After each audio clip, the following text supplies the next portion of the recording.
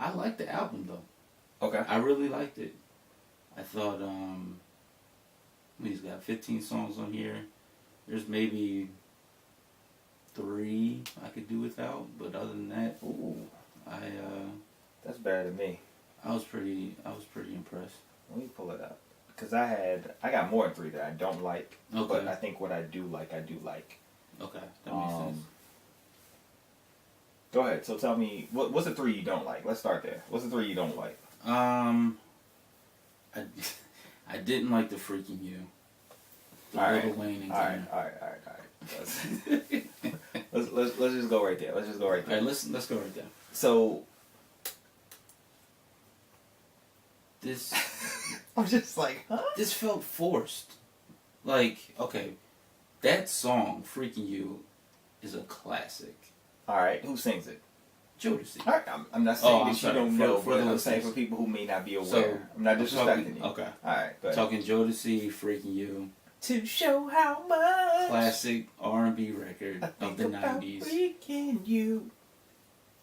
When, like, listening to the rest of the album and the samples they used, I thought it was well done. This just felt very rushed. All right, so when you say rushed, right, like it's not complete, or like the beat doesn't sound good. It sounds like, hey, Wayne, you want to do another track? Okay, yeah, let's throw Wayne on it. Okay, so there I agree, right? Because in playing it again and really thinking about it, so for me, the Wayne part, I could do without. More so because if we were getting Wayne from Love in the Club Part 2, okay, the Usher Beyonce record. Right.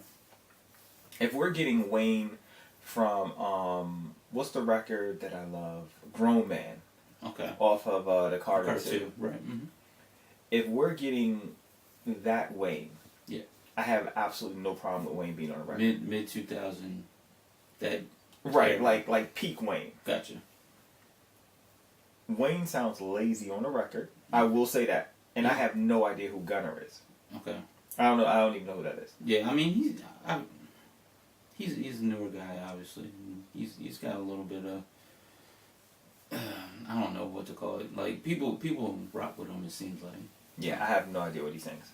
But so my issue was not necessarily the record. So I actually like the sped up sample, as we talked about last week. Shout out to everyone who listened, by the way, to the '90s R&B episode. Is what's missing, because that is, you guys have made that our most popular episode. Yes. So it's nice that our latest episode is our most popular episode. Appreciate y'all.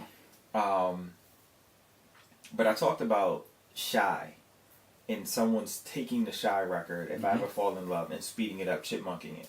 So to hear the Freaking You with the sped up sample, I really actually like that.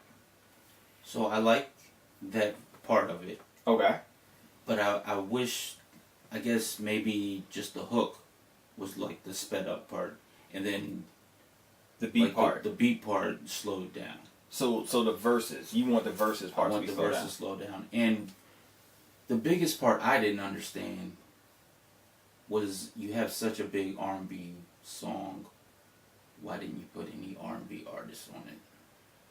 Alright. That didn't make any sense to me. Well, see, it's two draw to me. With the record, it's similar to the Shy. With the Shy record, I said I think we should have had like Cam or Dipset or one of them take the sped up version of that and just flip it. Okay. So from that perspective, I think the record worked, for lack of a better word. Like I think from that perspective that the record does work. Okay. What I think it fails in, not necessarily not having an R&B voice on it, as much as the right rappers weren't on it. And so I feel like if you have that same record but you have different rappers on it, I think the record comes off better. A little better. Okay. Well, I'm looking at it like this. You go back to last album, you take the Maria Maria sample, you turn it into Wild Thoughts, you grab Rihanna, you grab Bryson Tiller. Huge hit. Yes. Huge summer hit. Yes. Why not do the same thing? I would have loved to heard any combination of this. Okay. Rihanna, Uh-huh. Bryson Tiller, Uh-huh. Tory Lanez, Uh-huh. Jhené Aiko. Yes. The moment you said Jhené, I was with. But I think Jhené would have tore it down. She would have been Yes. the wild card on that song. Listen, she said, "You gotta eat the booty like groceries." That's what she said. That's what she said. That's freaking you. That's what it's supposed to be. Summer hit. That's Should have been. I do like that. Yeah. So I'm curious where Wayne. I mean, no disrespect to Gunna, but I don't get it. That combination with that record, because you have other, like I said, other samples, less known samples. Right. That's trying to look here. That's probably the biggest sample that people will recognize. Why not put, like I said, at least some sort of R&B record? I mean, artist on there. And you're right. There's actually, as you really go through there, the only really R&B that they got on there is SZA. Yeah, and I mean they sampled Miss Jackson, Outkast. Yeah, which I don't was think cool. Yeah. It wasn't. And that wasn't as big as Freaking You to me. I don't think. No. Yeah. Well, it's two different vibes. Yeah. So, all right. So, you know who did a really good version of what you're saying? Do you remember, what's the Lil Jon? The one of the Lil Jon CDs. Okay. But he has a song, it's on the same CD with Lovers and Friends. Okay. He has a record with Devin the Dude in Ubi. I think that's right. But they take the Let's Wait a While Okay. record. They take the Let's Wait a While record. Okay. And I'm like, I like how they did it because Devin the Dude is sort of like crooning a little bit on it. You know what I mean? Mm-hmm. And I thought they did a good job with that.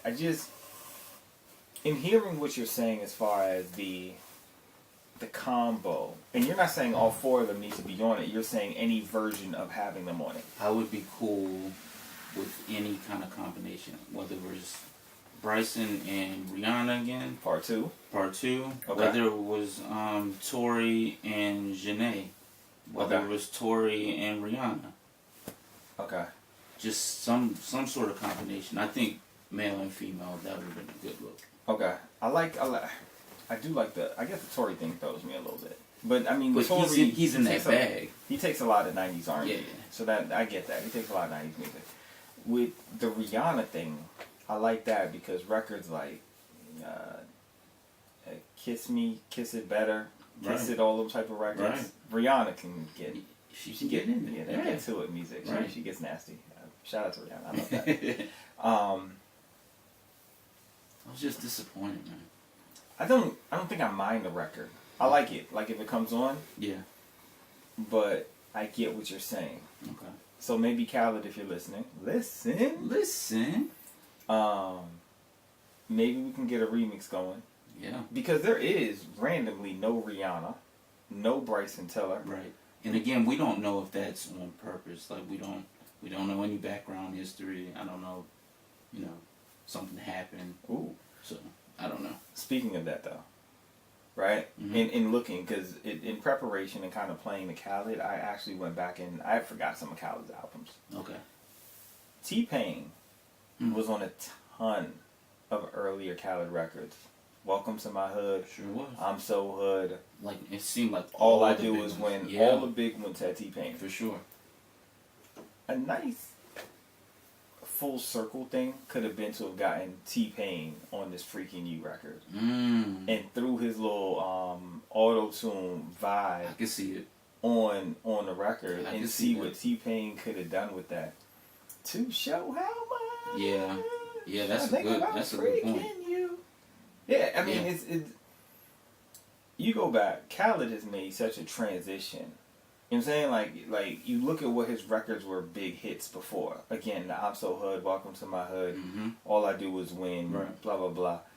Those records do not have, with the exception of All I Do Is Win, don't really have crossover appeal. They're hood records. Yeah. They're hood records with hood anthems that Right. just happen to transition. Clean Your House Music Podcast. Say it again, say it again. What we listening to?